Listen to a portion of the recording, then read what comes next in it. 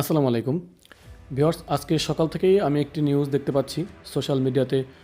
খুব পরিমাণ দেখা যাচ্ছে, ইউটিউবে বা ফেসবুকে অনেক ভাইরাল হয়েছে। সেটা হচ্ছে ইসলামী ব্যাংকের একটি বিষয়। আমি যেহেতু ইসলামী ব্যাংকের সাথে আছি বা আমার চ্যানেলে যেহেতু বেশিরভাগ ইসলামী ব্যাংকিং রিলেটেড ভিডিও নিয়ে আসা হয়, এই জন্যে ভাবলাম যে এই বিষয়টা নিয়ে আমার একটু কভার করা দরকার। এটা আসলে ইসলামী ব্যাংকের জন্য ভালো হয়েছে নাকি খারাপ হয়েছে সে বিষয়টা আপনাদের কাছে একটু ক্লিয়ার করতে চাই। তো নিউজটা হচ্ছে ইসলামী ব্যাংকের ম্যানেজিং ডিরেক্টর বা প্রধান নির্বাহী যিনি রয়েছেন সে হচ্ছে মনিরুল মোলা। উনি কিন্তু পদত্যাগ করেছেন। আমরা এই বিষয়ে অনেকগুলো নিউজ দেখতে পাচ্ছি। নিউজটা পাওয়ার পরেই ইসলামী ব্যাংকের যারা গ্রাহক, যারা অ্যাকাউন্ট হোল্ডার, তারা প্রথমত এটা নিয়ে কিন্তু একটু ভয় পেয়ে যাবে বা শঙ্কিত হবে বা চিন্তিত হবে যে কী ব্যাপার, তাহলে ইসলামী ব্যাংকের ম্যানেজিং ডিরেক্টর বা এমডি যদি পদত্যাগ করে তাহলে কি ইসলামী ব্যাংকে কোনো সমস্যা হলো বা ইসলামী ব্যাংকে দেউলিয়া হয়ে যাচ্ছে বা ইসলামী ব্যাংক কি বন্ধ হয়ে যাবে, এরকম কোনো ভয় পাচ্ছেন। তো আসলে তাদের জন্য বলতে চাই যে ইসলামী ব্যাংকের যে ম্যানেজিং ডিরেক্টর যিনি মনিরুল মোল্লা ছিল, তিনি কিন্তু নিয়োগপ্রাপ্ত হয়েছেন বা এমডি হয়েছেন হচ্ছে এই বিগত শেখ হাসিনার আমলে, যখন ইসলামী ব্যাংকটা এসালমের হাতে ছিল। তো এসালম গ্রুপের তত্ত্বাবধানে ওনার নিয়োগ হয় এবং উনি ওই সময়ের এমডি, এবং ওনাকে এমডি নিয়োগ করা হয় হচ্ছে যেন এসালমের সব কাজ, সব অনৈতিক কাজগুলো, সব ঋণ জালিয়াতিগুলো সহজে করতে পারেন। উচ্চপদস্থ কিছু লোক, তাদের নিজেদের নিয়োগকৃত লোক ছিল।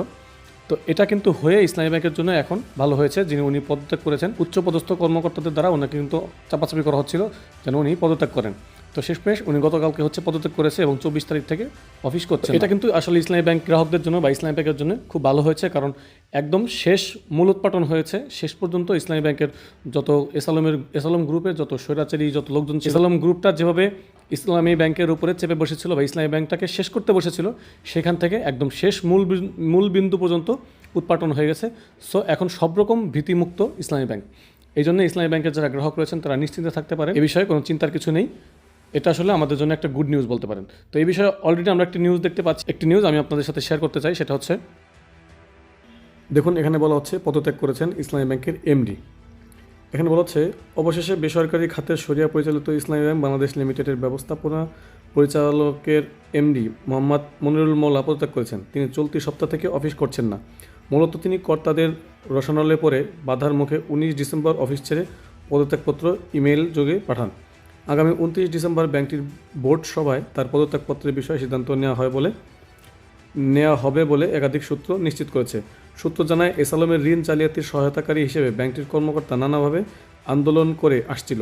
পট পরিবর্তনের সঙ্গে সঙ্গে ব্যাংকটির কর্মকর্তাদের তোপের মুখে বাধ্য হন চলে যেতে। পরে তিনি আবারও অফিস শুরু করেন আগের দায়িত্বে, অর্থাৎ এমডি। সম্প্রতি তার বিরুদ্ধে দুদকে মামলা হয়েছে ঋণ অনিয়মের মাধ্যমে অর্থ আত্মসাতের অভিযোগে। সবশেষে গত 19 ডিসেম্বর পদত্যাগ করেন। নাম প্রকাশ না করার শর্তে ইসলামী ব্যাংকের এক ঊর্ধ্বতন কর্মকর্তা বলেন, অভ্যন্তরীণ সমস্যার কারণে ব্যবস্থাপনা পরিচালক এখন অনুপস্থিত আছেন। বাংলাদেশ ব্যাংকের এক ঊর্ধ্বতন কর্মকর্তা জানান, এ বিষয়ে আমরা শুনেছি, আনুষ্ঠানিকভাবে জানা হবে 29 ডিসেম্বর। জানা গেছে, জালিয়াতির মাধ্যমে ইসলামী ব্যাংক থেকে 1092 কোটি 46 লাখ টাকা ঋণ নিয়ে আত্মসাতের অভিযোগে ইসলামী ব্যাংকের সাবেক চেয়ারম্যান ও বিতর্কিত ব্যবসায়ী এসালম, ব্যাংকটির ব্যবস্থাপনা পরিচালক সিইও এমডি মনিরুল মোল্লা সহ 58 জনের বিরুদ্ধে মামলা করেছে দুদক।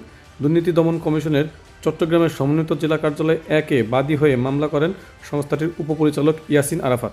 মামলার এজাহার মতে, আসামিরা পরস্পর যোগসাজশে জালিয়াতির মাধ্যমে মুরাদ এন্টারপ্রাইজের নামে এ টাকা ঋণ নিয়ে আত্মসাৎ করেন। মামলার আসামিরা হলেন ইসলামী ব্যাংকের সাবেক চেয়ারম্যান আহসানুল আলম, সাবেক পরিচালক ও ইসি কমিটির চেয়ারম্যান মোহাম্মদ সেলিম উদ্দিন, সাবেক ভাইস চেয়ারম্যান তানভীর আহমেদ। তো এখানে আরও অনেকের নাম রয়েছে যারা ইসলামী ব্যাংক থেকে এসালম গ্রুপের মাধ্যমে ঋণ জালিয়াতির মাধ্যমে নাম জড়িত রয়েছে, যাদের নাম। তো এদের এত নাম আমরা এখন বলতে চাচ্ছি না বা নিউজটা বেশি বড় করতে চাচ্ছি না। তবে এতটুকুই শুধু ইসলামী ব্যাংকের গ্রাহকদের জন্য বলে রাখছি যে যেটা হয়েছে এটা কিন্তু ইসলামী ব্যাংকের জন্য এবং ইসলামী ব্যাংকের গ্রাহকদের জন্য উভয়ের জন্যই অনেক ভালো হয়েছে। সব রকমের জালিয়াতি মুক্ত হয়েছে ইসলামী ব্যাংক এবং সব রকম বিপদ মুক্ত হয়েছে ইসলামী ব্যাংক। তাই নিশ্চিন্তে থাকুন এবং নিশ্চিন্তে ইসলামী ব্যাংকের সাথে লেনদেন করুন।